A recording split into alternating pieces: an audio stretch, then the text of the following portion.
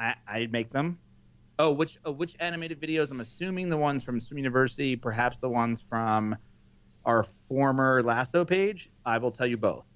The ones for Swim University, we use ScreenFlow, actually. Mm-hmm. If you're familiar with like screencasting, you can actually animate PNGs and different graphic files. So we create all the graphic files, we build the scene, and then we reanimate the scene with a voiceover. So that's how we're doing it for Swim University. And for like anything else that I do for like my intros and stuff, I use After Effects. So I can do like just different like more complex things that you can't do in ScreenFlow. ScreenFlow, you can really just take elements and move them into place and text and all that stuff. And for like more complex, like true animation, I use After Effects. Cool. And I use ScreenFlow myself. My friend Alex Cooper from WP Eagle in the chat loves ScreenFlow too. Yeah, it's for Macs, and it's just it's awesome. So I use it today. Made a whole video today. Jamie Penny says, how many page views should you have for most affiliate programs? That's a tough question because I know one thing. For the previous Amazon post, a pre-commission slash, I remember Income School, they were saying about 30,000 page views will equal about $1,000 per month. That has probably changed, but that was the only thing I remembered as like a rule of thumb kind of thing. Sure. And so that has been true across 3 of my websites.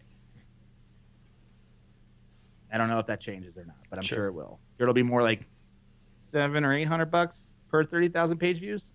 Yeah. I don't know if that's helpful or not, but yeah. And I would say my observations are pretty close to the same. I usually scale it down because it takes people to get a little longer to 30,000 page views. So typically I would describe it roughly the same, but just lower dollar amounts, but the same equation. And by the way, that is the most generalized because different price points, all that stuff. Yeah.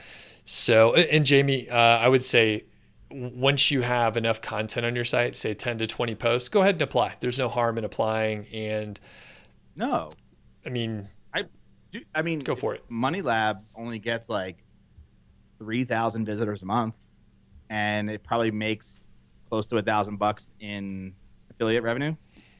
Well, we're sending a bunch more people there, buddy. So it's going to be going up. You got to split it with me. It's like the hardest site to market. There's no SEO. It's all word of mouth. John Moore asks, can you use different affiliate IDs with Lasso and you have a different tag for each post is what John says. Depending on what you're referring to, if you're referring to Amazon, you would use the same tracking ID for all of Lasso, but then you would send click tracking data into Google Analytics so that you could break it down by page.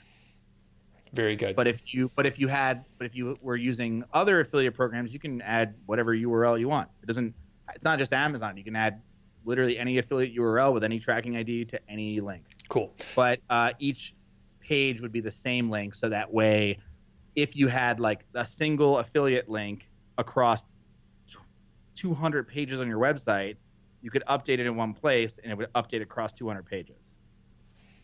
Got it. So, and for the full context for people that don't know what or why John is asking. So John, I believe, was trying to track his revenue per page by using tracking IDs, which is a very difficult way to actually implement. Let's say you have 600 pages. Well, that's not a viable option. But if you use Google Analytics, then you have analytics. Okay. You have analytics for exactly what you're looking for. And so if you use something like Impact Radius and you can add sub IDs into links, then you can use something like the Affluent Dashboard, which I know is pretty expensive, but you can use it to track really detailed shit. Eventually, something that we're working on, but it's for now that's kind of the solution. But yeah, that's really technical, high end shit. But you can do it that way for sure. Yeah, with Lasso. And that's what Andrew does specifically. Okay, very good. And I was going to say, I mean, people want to have more data, but I never track to that granularity, and the value in which you get from that level of data is tough to really capitalize on. Yeah, I mean, Andrew's done it. I mean, again, like this is like stage one of Lasso. It gets much bigger than this in the future. But yeah, it's like kind of like getting into that more granular data detail stuff, which he's a big data expert. It's where he comes from, is his background. So that's kind of where we're headed. But for now, Google Analytics is like giving us the best tracking that we've seen so far, which is awesome.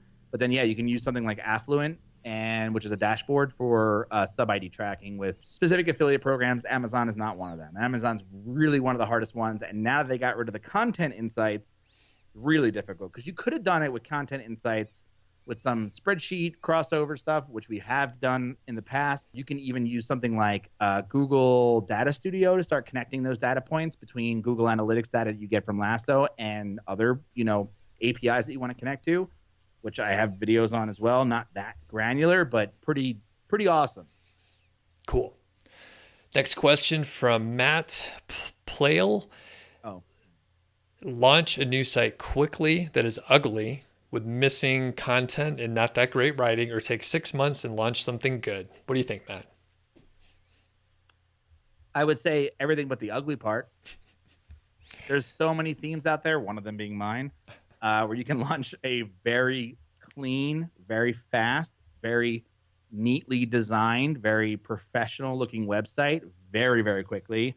And I would say spend almost 5% of your time putting the technical stuff together and 95% of the time writing, just writing.